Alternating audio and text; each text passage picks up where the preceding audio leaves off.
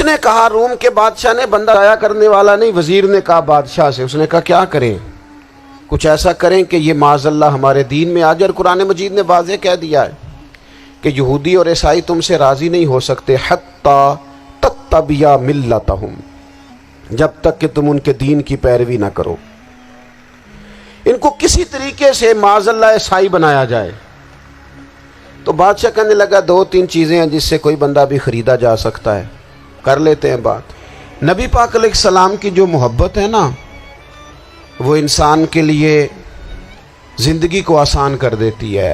حضور سے پیار ہوتا ہے نا تو بندہ نفرت کرنی ویسے ہی چھوڑ دیتا ہے۔ حضور سے پیار کرتا ہے، ہرس ہوس لالچ ویسے ہی نکل جاتا ہے۔ جب حضور سے محبت ہو جاتی ہے، نماز پڑھنا، درگزر کرنا، درود شریف پڑھنا، قرآن پاک پڑھنا، دین کی خدمت کرنا، حتیٰ کہ جان دینا بھی آسان ہو جاتا ہے۔ نبی پاک علیہ الصلوۃ والسلام کی محبت انسان کو کبھی بھی پریشان نہیں ہونے دیتی، الجھنے نہیں دیتی، تازہ دم رکھتا ہے حضور کا پیار۔ شرط یہ ہے کہ محبت صحیح ہو، اصلی ہو، باطن میں ہو۔ یہ آپ کے ذہن کے اندر کبھی بھی کسی بدبو کو نہیں آنے دے گی، طبیعت کو تازہ دم رکھے گی، سکون میں رہیں گی۔ لیکن نبی پاک علیہ السلام کی محبت کے کچھ تقاضے ہیں، ان تقاضوں کو سمجھنا پڑے گا۔ بالخصوص امت اس وقت جس جگہ پہ کھڑی ہے،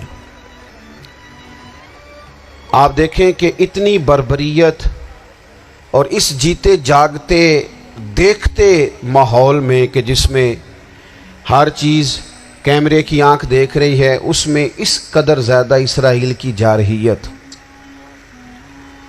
اس کے جواب میں دو تین تازیانے ہیں وہ سمجھنے والے۔ ایک ہے کہ میں کوئی جذباتی بات کروں گا، آپ اس کی تائید کر دیں گے۔ ایک ہے کہ پہلوؤں پر غور کرنے کا وقت ہے کہ اتنے کٹھن ماحول میں بھی اگر مسلم امہ کے لیڈر بیدار نہیں ہو رہے تو آپ کو پس منظر سمجھنا پڑے گا کہ ہم نے نبی پاک کی محبت کے تقاضوں کو نہیں سمجھا۔ حضور سے محبت ہے نا تو پھر نبی پاک کو تو سادہ طرز زندگی پسند ہے، حضور کو تو پسند نہیں ہے۔ اللہ کے محبوب نے تو دعا مانگ کے فقیری لی اللہ تعالیٰ سے۔ آپ کو پتہ ہے جب بندہ بہت زیادہ آسانیوں میں چلا جاتا ہے، بہت زیادہ اس کے پاس سہولیات ہو جاتی ہے، اس کا مرنے کو دل نہیں کرتا۔ خود نبی پاک علیہ السلام نے فرمایا قیامت کے قریب کافر تم پر جھپٹیں گے جس طرح بھوکے لوگ کھانے پر جھپٹتے ہیں۔ حضور کیوں، ہم تھوڑے ہوں گے؟ فرمایا نہیں، تمہیں دنیا سے محبت ہو جائے گی اور موت تمہیں بری لگے گی۔ اتنے بڑے بڑے بنگلے، عالی شان محلات، کس کا چھوڑ کے مرنے کو جی چاہتا ہے معاذ اللہ۔ نبی پاک کی محبت کا تقاضا سمجھو، ایسا نہیں کہ وہاں دولت آئی نہیں۔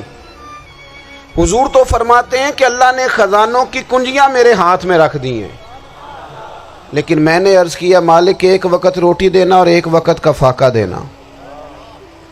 کنجیاں خزانوں کی اللہ نے دی۔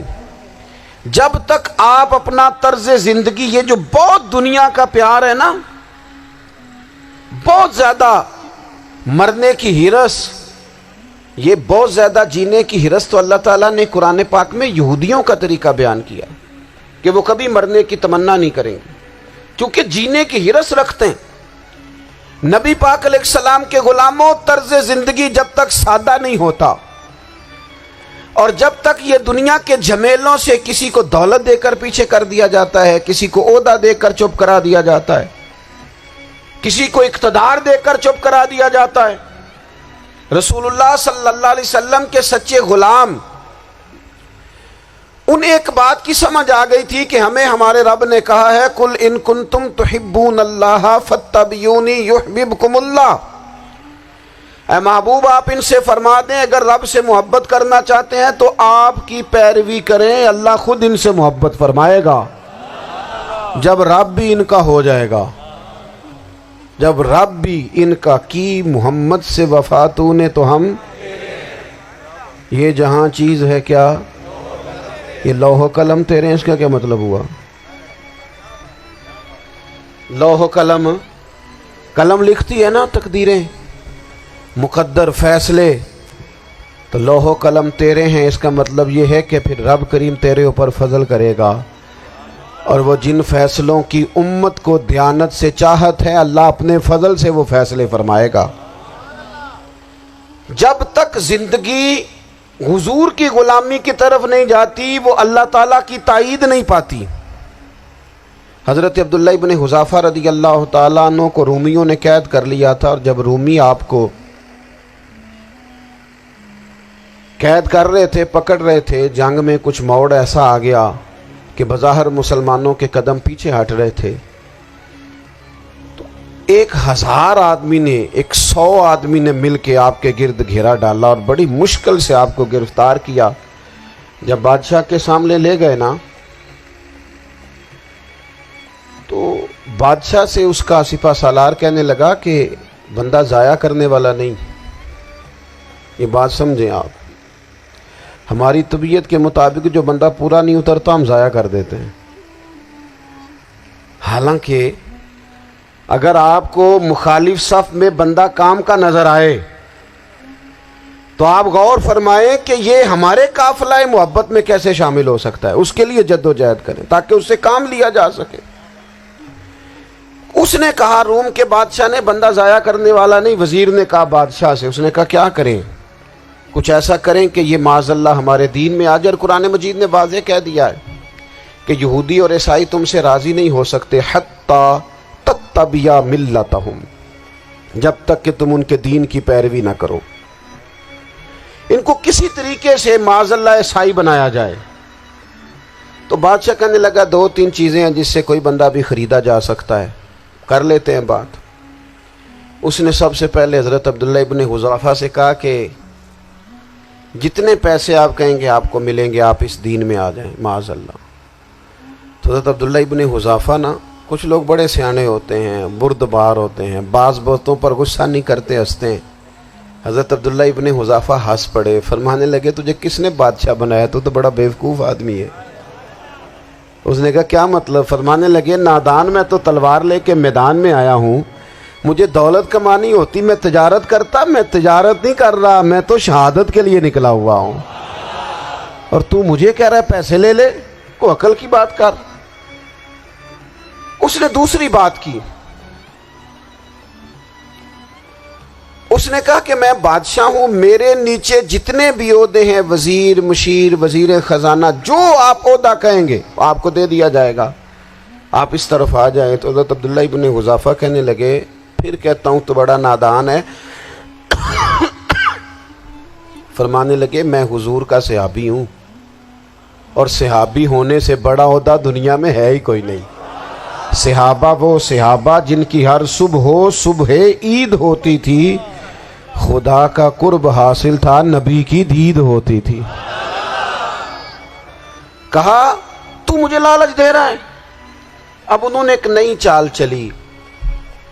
وزیر کہنے لگا کہ میں ایک اور طرح سے معاذ اللہ کوشش کرتا ہوں پگھلا دینے کی۔ آپ اندر کمرے میں قید تھے تو وہاں ایک خاتون کو بنا سنوار کر بھیج دیا گیا۔ دوستو یاد رکھنا، تگڑا اور مضبوط جوان پتہ کون ہوتا ہے؟ جس کی نظریں پوری طرح اس کے کنٹرول میں ہوں، یہ علامت جوانی ہے۔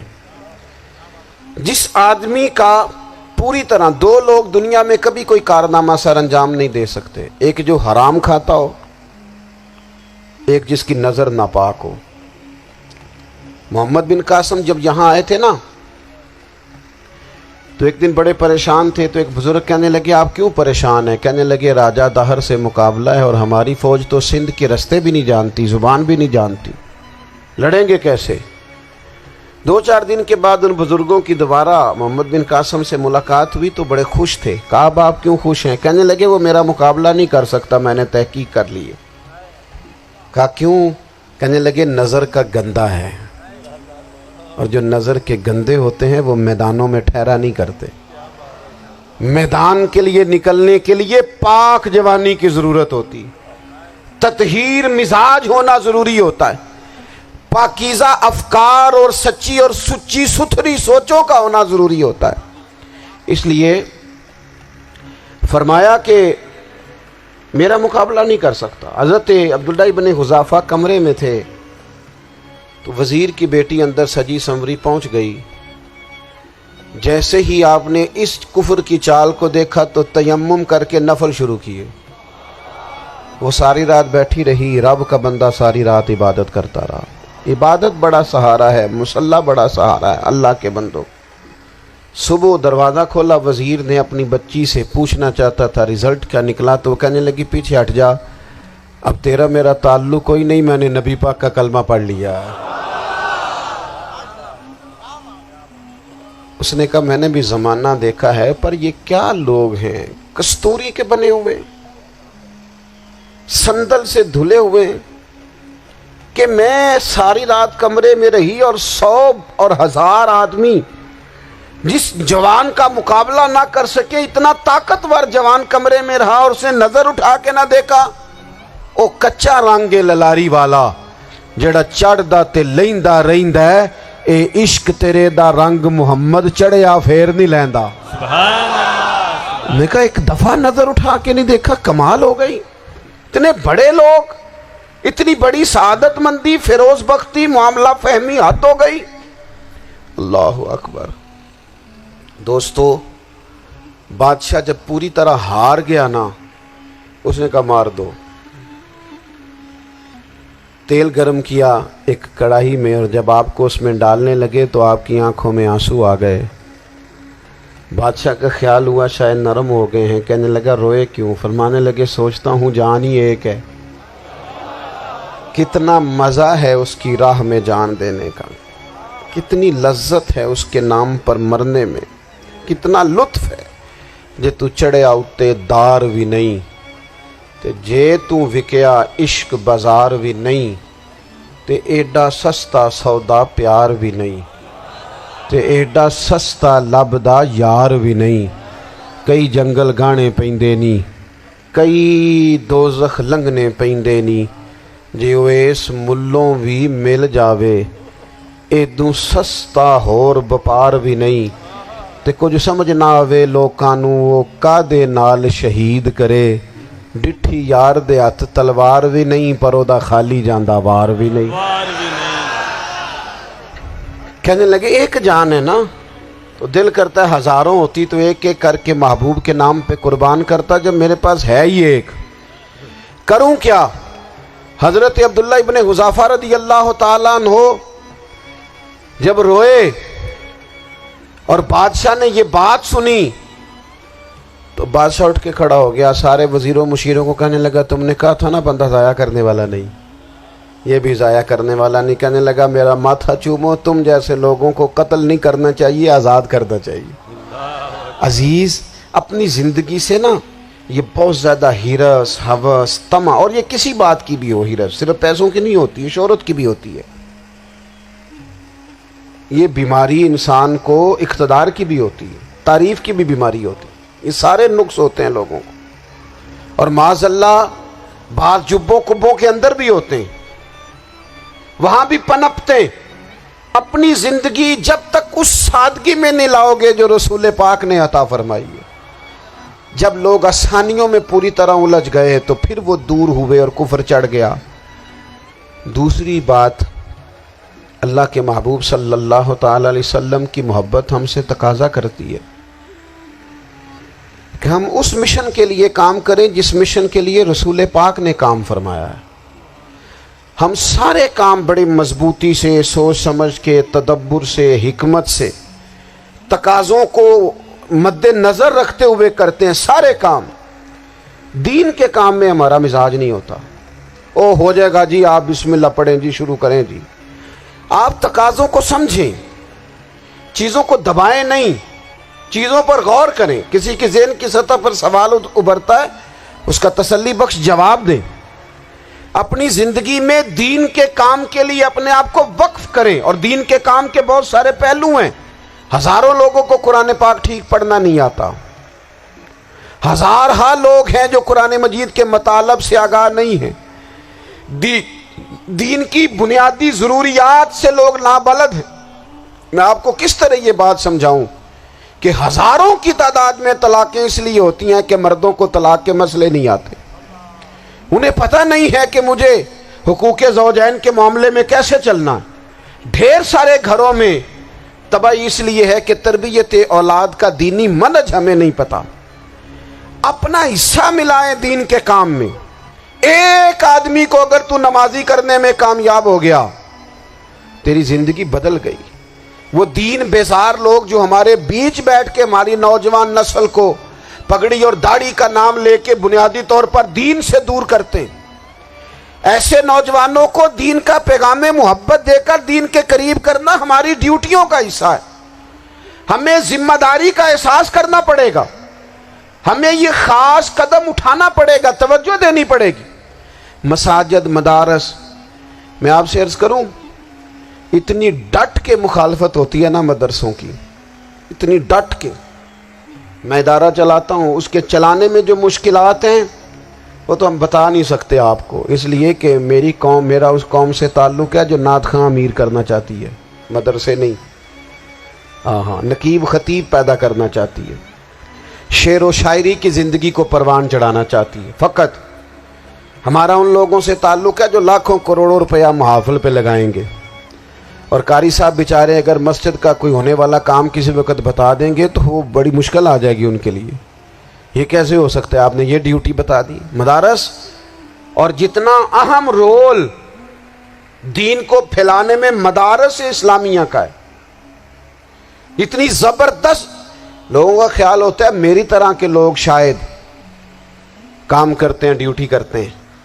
ये 10-15 लोग आपको नज़र आते हैं जो आपको कहीं मीडिया पर या इधर उधर ड्यूटी करते, मुखलिस लोग अपनी जगह पे, वो भी बड़ा ही काम कर रहे हैं, जो मीडिया पे आके भी इखलास से और दर्द दिल से को दीन की, उनकी भी किसी बात की हौसला शिकनी नहीं। लेकिन हज़ार असातिज़ा जो मदारस में बैठ के पढ़ाते हैं, इन्होंने वो सारे लोग तैयार, आप समझ नहीं सकते कितना बड़ा काम। हिफ्स का उस्ताद जो होता है ना, उसकी ड्यूटी 24 घंटे होती है, फजर से पहले, और उसने बच्चों को उठाना। तनख्वाह तो हम उन्हें देना नहीं ना चाहते जी, तनख्वाह नहीं दी दी उन्होंने, हम भी मौलवी अमीर ना हो जाना। मौलवी नूं ते सूट भी 27ਵੀਂ वाली रात देईदा है ताकि किधरे सुआ के ईद वाले दिन पा ना लवे, क्योंकि 27ਵੀਂ तो बाद तो दर्जी फटता ही कोई नहीं, क्यों हजरत? ऐसा ही है ना, उस वक्त तो नहीं ना लेता। तो हम चाहते हैं मौलवी हमारी मर्जी के हमारी तरह का सूट ना पहन ले। मदारस की मजबूती आप ये देख लें, ये सलाहुद्दीन अयूबी का ताल्लुक भला किस चीज़ से था? गौसे आज़म के मदरसे से। हुजूर गौसे आज़म के मुरीदों की जमात इसके साथ शामिल थी। कौन लोग थे जिन्होंने मदारस से फैज़ पाया? राजी और गजाली, हुजूर गौसे आज़म, ख्वाजा अजमेर, ये सब लोग मदारस के लोग हैं। कमज़ोरियाँ हैं, गलतियाँ हैं, बहुत सारी चीज़ों की इस्लाह की ज़रूरत है, लेकिन ये दीन का बहुत बड़ा किला होता है मदरसा। लेकिन इसकी मुखालफत की जाती है। मुझे बताइए, अगर मदरसों में कमज़ोरियाँ हैं तो कॉलेजों यूनिवर्सिटियों में नहीं है? हमने कभी मुखालफत किया बंद कर दो सारे?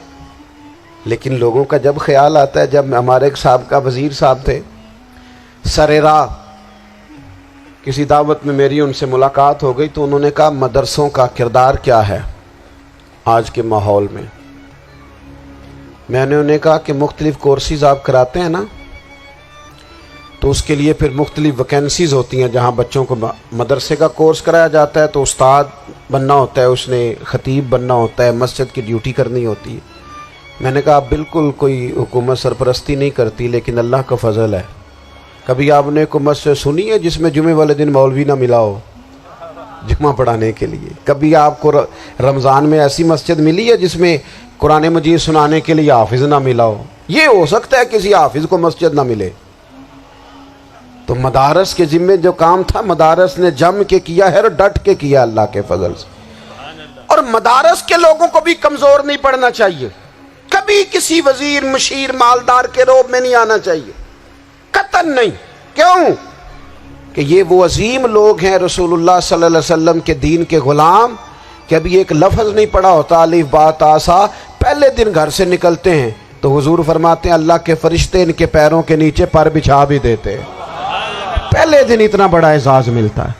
तो हुजूर की मोहब्बत का तकाजा है, दीन का कोई काम किया जाए। एक खातून मस्जिद नबवी शरीफ में झाड़ू देती थी, पर कोई काम तो करती थी ना। और किस मस्जिद में? जहाँ 70,000 फरिश्ते सुबह आते हैं, 70 शाम आते हैं। اس مسجد میں وہ خاتون جھاڑو دیتی تھی، بخاری ہے۔ جب ان کا انتقال ہو گیا، صحابہ نے سوچا کہ حضور کو تکلیف ہوگی، بغیر بتائے جنازہ پڑھ دیا۔ حضور صبح تشریف لائے، تازی قبر دیکھی، اور محبوب وہ ہیں جو فرش پہ کھڑے ہو کے عرش کی خبریں دیتے ہیں۔ نبی پاک علیہ الصلوۃ والسلام نے فرمایا کہ مجھے اطلاع کیوں نہیں دی اس کے انتقال کی؟ یہ کرم دیکھو، کوئی ڈیوٹی تو کرتی تھی نا یار، پر خلوص سے، پر پیار سے، پر اللہ کو راضی کرنے کے لیے، پر درد دل سے۔ اور دین کی ڈیوٹیاں کرنے والے دوستو سنو، حضور صبح آئے، قبر کو دیکھ کر فرمایا مجھے کیوں نہیں بتایا؟ یا رسول اللہ آپ کو تکلیف دینا مناسب نہ جانا؟ تو قبر پہ کھڑے ہو کے حضور نے فرمایا صف بناؤ، میں دوبارہ جنازہ پڑھاؤں گا۔ صف بناؤ، میں دوبارہ جنازہ پڑھاؤں گا۔ کوئی ڈیوٹی تو۔ تیسرا تقاضا حضور کی محبت کا، سمجھو میں بس بڑی جلدی بات سمیٹنے لگا ہوں۔ حضور کی امت سے پیار کرو، یہ نبی پاک کی محبت کا تقاضا ہے۔ حضور اس بندے سے بڑے راضی ہوتے ہیں جو حضور کی امت سے پیار کرتا ہے۔ آپ کو پتہ ہے حضرت جبریل امین علیہ السلام نے معراج کی رات حضور علیہ الصلوۃ والسلام سے عرض کی تھی کہ اللہ کی بارگاہ میں عرض کیجئے گا میری بھی ڈیوٹی لگ جائے آپ کی امت کے ساتھ محبت کرنے پر۔ تو یہ کیوں کہا تھا انہوں نے؟ علماء نے لکھا اس لیے کہا تھا کہ حضرت جبریل بھی جانتے ہیں کہ حضور کی امت سے محبت کی بات کی جائے نا تو نبی پاک راضی ہوتے ہیں۔ امت سے پیار کرو گے نا، امت سے، ایک صرف بات کا خیال رکھنا، عقیدہ برا ہو تو بات دوسری ہے، ورنہ میرے محبوب کی امت کا ایک ایک شخص جو مدینے والے کا کلمہ پڑھتا ہے، جو حضور کا غلام ہے، اس کے بارے میں اپنے دل میں گنجائش رکھنا، پیار رکھنا، وارفتگی رکھنا۔ اور دوستو یہاں لوگ کس کس طرح گروہوں کو، جماعتوں کو سپورٹ کرتے ہیں۔ نبی پاک نے اس امت کی کثرت پر فخر بیان کیا، اور حضور فرمانے لگے 120 صفیں جنتیوں کی ہوں گی، قیامت میں 80 صفیں صرف میری امت کی ہوں گی۔ میں کثرت امت پر فخر کروں گا۔ ان لوگوں سے پیار کرنا ہے، ان کے دکھ درد کو سمجھنا ہے۔ پتہ ہے آج کیا ہوتا ہے؟ آج ہمیں نا مختلف چھوٹے چھوٹے ملکوں میں بانٹ دیا گیا، تو ہم کسی دوسرے مسلمان بھائی کا درد نہیں محسوس کرتے، ہم گھروں میں نہیں محسوس کرتے۔ پڑوسی پر ظلم ہو رہا ہو تو ہم کہنے پتر ساڈا نہیں مسئلہ، یہ مسئلہ ہے، تینوں کی لگے۔ حالانکہ پڑوسی کی آگ اس لیے بھی کسی وقت بجھا دینی چاہیے کہ پڑوسی کی نہ بجھائی جائے تو اپنا گھر بھی زاد میں آ جاتا۔ آج امت مسلمہ سے ہمیں بس لگا دیا گیا اپنے حصے کی روٹی کماؤ، اپنے حصے کی کوٹھی بناؤ، اپنے حصے کی گاڑی خریدو، اپنے حصے کا کام کرو۔ امت کا درد، امت کی بات، وحدت امت کا تصور، امت کا دوبارہ سے وہ شان ارسل رسولہ بالہدی ودین الحق لیظہرہ علی الدین کلہ، وہ تصور کب ہوگا؟ اس وقت ہوگا جب ہم بات امت کی کریں گے۔ نبی پاک علیہ السلام نے فرمایا مسلمان کی مثال ایک جسم کی طرح ہے، جسم کے ایک حصے کو تکلیف ہو تو سارا آزمائش میں آ جاتا ہے۔ مجھے بتاؤ یہ انگلی درد کرتی ہو، یہ انگلی جسم کا حصہ ہے نا، تو میرا خیال ہے دماغ یہ کہہ دے گا کہ انگلی کی درد ہے نا مینوں کی لگے، دل کہہ دے گا کوئی نہیں ٹینشن لینے، انگلی کا مسئلہ ہے نا۔ ایسا نہیں ہوتا، بلکہ جب انگلی میں درد ہوتی ہے تو دماغ منصوبہ بندی کرتا ہے کہ اس کا علاج کیسے ہو سکتا ہے، دل پریشان ہوتا ہے، پیر چل کے جاتے، ہاتھ وہ دوائی وصول کرتے، دانت اسے چبا کر، حلق اسے نگل کر، معدہ اسے ذخیرہ کر کے جسم میں پھیلاتا ہے، پھر جا کے انگلی شفا پذیر ہوتی ہے۔ ایک حصے کو درد ہو تو سارا حصہ کام پہ لگ جاتا ہے۔ اسرائیل اگر تکلیف دے رہا ہے فلسطینیوں کو تو ہونا چاہیے تھا نا بعض مسلمان حکمرانوں کو نیند نہ آتی، وہ درد دل محسوس کرتے۔ ہونا چاہیے تھا نا کہ بعض لوگ یہاں ہم کیا کرتے ہیں بھلا بیٹھ کے، اب تو مجھے بعض چیزوں سے کوفت بھی ہونے لگا، ہم دیتے ہیں بیان، مذمت۔ آپ کے بیان دینے سے کیا ہوگا؟ فلانے نے بھی بیان دے دیا، فلانے نے بھی کلپ دے دیا، یہ کیا کر رہے ہیں؟ یہ تو آپ زندہ رہنا چاہتے ہیں. وہ جس طرح آج کل ہمارے ہاں بہت ساری چونکہ جماعتیں ہیں تو کشمیر ڈے آتا ہے نا تو مل کے ریلی نہیں نکالی جا سکتی, سوال نہیں پیدا ہوتا, کیونکہ ہمیں جماعتوں کو زندہ رکھنا ہے. اس جماعت کی خبر الگ لگنی چاہیے, اس جماعت کی خبر الگ. تو ایسے کوئی انقلاب آئے گا؟ یاد رکھنا, امت کو پوری کو ایک طاقتور آواز بننا پڑے گا. ہمیں تھوڑا تھوڑا اوپر اٹھ کے سوچنا پڑے گا. خدا را اللہ تعالیٰ مجھے معاف کرے اگر کوئی بات میں سطحی کر رہا ہوں, دل کی گہرائی سے عرض کرتا ہوں اب تو بڑا سخت وقت آ گیا. اب چونکہ اب تو کیمرے کی آنکھ آئی ہے تو وہ زخمی بچے دیکھے نہیں جاتے, وہ تڑپتی مائیں دیکھی نہیں جاتی, وہ سسکتی اور آواز دیتی بیٹیاں سنی نہیں جاتی. وہ آوازیں ایسی ہیں جیسے وہ رات کے سناٹوں میں چیخیں بن کے لوگوں کو جگایا کریں گی. خدا را کچھ جرم ایسے ہوتے ہیں جن کی سزائیں بڑی سخت ہوتی ہیں, جن کی معافی بڑی مشکل سے ہوتی. اپنے اندر جذبہ ایمانی پیدا کریں. اور میرے دوستو, بستر پر بھی تو لوگ ماری جایا کرتے ہیں نا.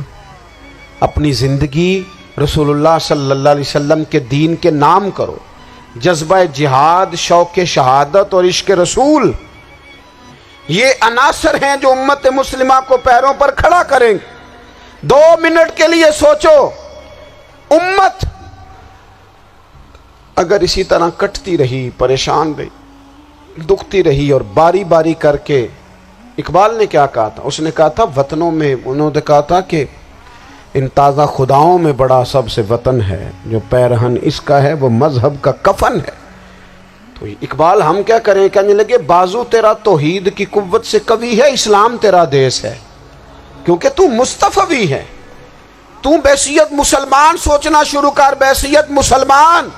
اور یوں تو سید بھی ہو, مرزا بھی ہو, افغان بھی ہو, تم سبھی کچھ ہو, بتاؤ کہ مسلمان بھی ہو. تمہارے اندر کہیں سے کوئی مومن بھی بولتا ہے کہ نہیں؟ علاقائی تعصبات اور ملکی سرحدوں میں قید ہو جانے والوں, تم ایک نبی کی امت ہو. کیوں نہیں سمجھتے کہ جب کشمیر کی بیٹی روتی ہے تو مدینے والے محبوب پاک علیہ السلام کی امت کی بیٹی روتی ہے, جب فلسطین کی بیٹی روتی ہے تو امت کی بیٹیاں روتی. خدا را کچھ درد دل اپنی طبیعت میں پیدا کریں. میں حکمرانوں کی بات نہیں کرتا, میں تو عام لوگوں سے ایسے تبصرے سنتا ہوں جو نہیں کرنے چاہیے. وہ نہیں جی نہیں, دوسرا رخ بھی دیکھو. عام آدمی اٹھ کے, عام لوگ بھی یہ خطرناک سوچیں اور ان سے خوفناک نتائج برآمد ہوں گے. تو 3 باتیں میں نے آپ کی خدمت میں عرض کی ہیں.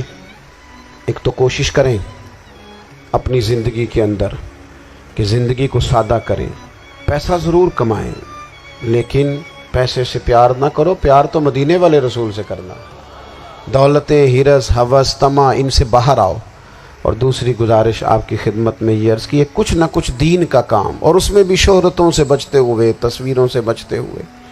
میں ہر محفل میں شاید کہتا ہوں میری فوٹو آ رہی ہے اور لائیو آ رہا ہے اور فلاں ہو رہا ہے, لیکن اس محفل کا خوبصورت انسان وہ ہے جو سب سے پیچھے بیٹھا ہے. وہ کسی فوٹو کے لیے نہیں آیا. اور میں ڈھیر سارے لوگ دیکھ رہا ہوں, یہ جو آگے بیٹھ جاتے ہیں بعض اوقات 5, 7, 10 لوگ, یہ بڑی تصویر سازی کرتے ہیں, لیکن جو پیچھے بیٹھے ہوتے ہیں ان کی کوئی فوٹو نہیں آتی. اور میں نے بہت سارے لوگوں کو دیکھا ہے کبھی موبائل کو ہاتھ بھی نہیں لگاتے, لیکن جن کے لیے آئے ہیں انہیں تو پتہ ہے نا کون کون آیا ہے. اور کچھ دین کے لیے کریں. اور تیسری گزارش آپ کی خدمت میں یہ ہے کہ امت بن کر بھی ضرور سوچیں اور امت کے دکھوں کا مداوع بھی کریں, اور امت مسلمہ کا درد بھی اپنے سینے میں ضرور محسوس کریں. اللہ تعالی ہماری اس بزم کو. جی ایک بات اور سن لیں جی, نبی پاک علیہ الصلوۃ والسلام نے ارشاد فرمایا, لائیں جی, حضور سید عالم علیہ الصلوۃ والسلام نے ارشاد فرمایا کہ جب تک بندہ اللہ کے بندوں کی مدد میں رہتا ہے نا, اللہ بھی اس کی مدد کرتا رہتا ہے. یعنی اگر آپ امت کے لیے سوچتے ہیں, کوئی امت کے لیے فکر پیدا کرتے ہیں, کچھ امت کی سوچیں لاتے ہیں, تو اللہ بھی مدد فرمائے گا. اور یہ بات اچھی طرح یاد رکھیں, جب بھی بندہ کوئی ایسا کام کرتا ہے نا جو خالص اللہ کی رضا کے لیے ہو تو رب کی مدد ضرور آتی ہے۔ وَلَقَدْ نَصَرَكُمُ اللَّهُ بِبَدْرٍ وَأَنْتُمْ أَذِلَّةٌ، تو یہ کام کریں گے تو اللہ کی مدد بھی آئے گی۔ اللہ توفیق عطا فرمائے۔ وَمَا عَلَيْنَا إِلَّا الْبَلَاغُ۔